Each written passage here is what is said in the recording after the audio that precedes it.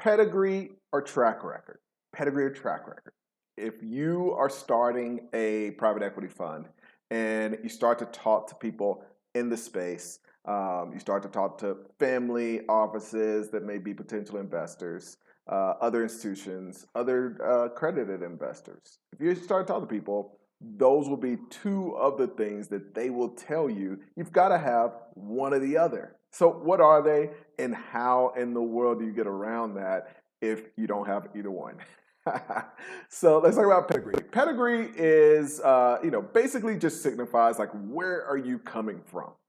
In the private equity world, it's, have you worked for an investment bank that, you've done financings, you've worked on LBOs, you've helped other private equity funds raise capital. What's your experience? Have you worked for an actual private equity fund? Do you have experience in the sector that you're interested in the industry? Have you done some deals? What's your experience? And if you're coming from the right places, obviously that's going to open doors. If you work for Goldman Sachs and then you spent some time with KKR and then you work for Blackstone, you have an amazing pedigree, and that's going to open up doors. You use those other institutions to open up the doors for you. The second option is if you don't have a pedigree, okay, maybe we could still do a deal with you, but what's your track record? And not just, oh, here's some stories about my track record. It's, have you run a fund before? Was the financials audited? We're going through the I guess, third year of audits in our most recent fund. And it's a long, intense process. It's incredible. We're doing some work, when you're doing some things that may end up going public and that kind of thing. You're working with the auditing firms. It's a lot of work. And so when you bring that track record in, they know, oh, okay, this is real. This is a real track record that we can go behind and then invest in.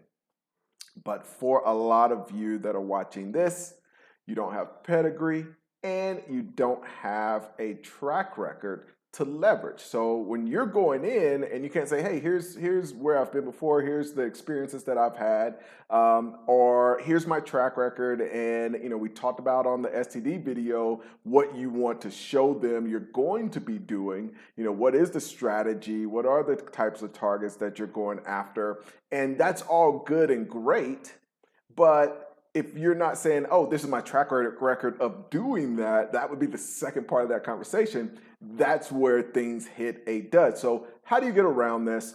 The thing that we like to do, and it's funny because I'm on the other side of that right now, but what we like to do is we want to bring an amazing deal to the table. That changes everything.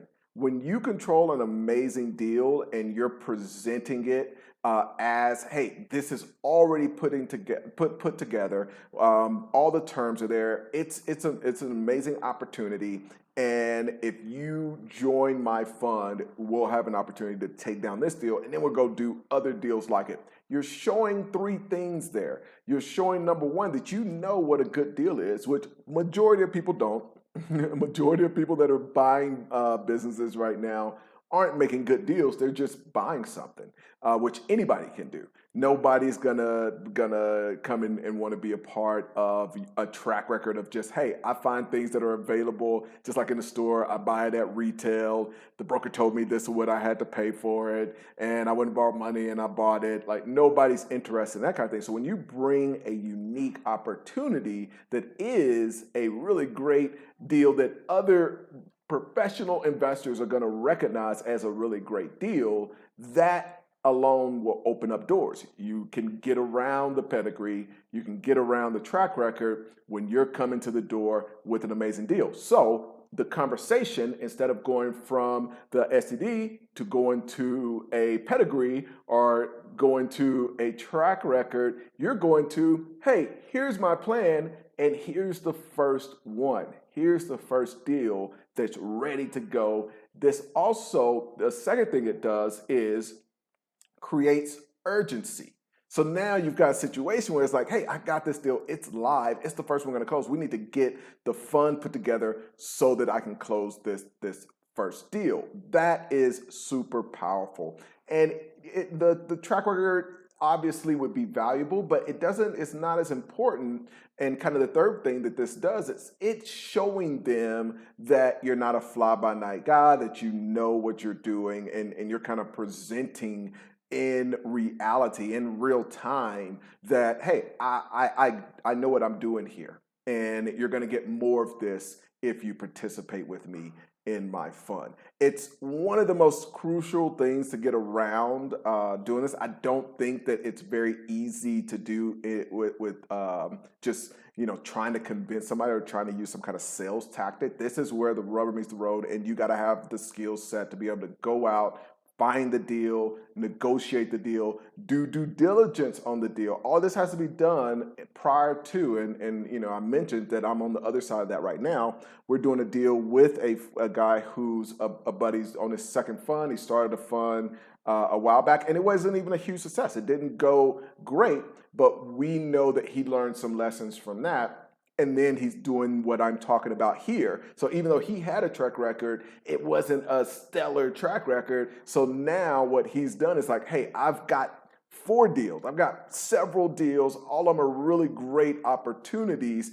And he's kind of quadrupled down on what I'm telling you guys to do, which is all the deals are together. I'm going to put it into this new fund. And, here's the plan forward. Here's what I learned from before. Here's what I want to change and do differently now. And it's something that we're going through the process on and we're planning on investing in. So that gives you kind of a real life example of like, hey, even if I'm the investor, that's a great way to get me to participate in your deal. And the real crucial thing here is knowing what a good deal is.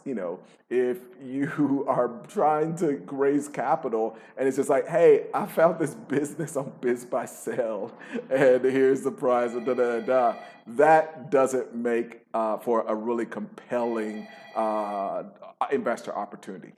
Hopefully that was a good enough video because I have a domicilio that I have to go get, which is a delivery, but a really important point, and look forward to y'all's comments. Thanks so much for watching the video.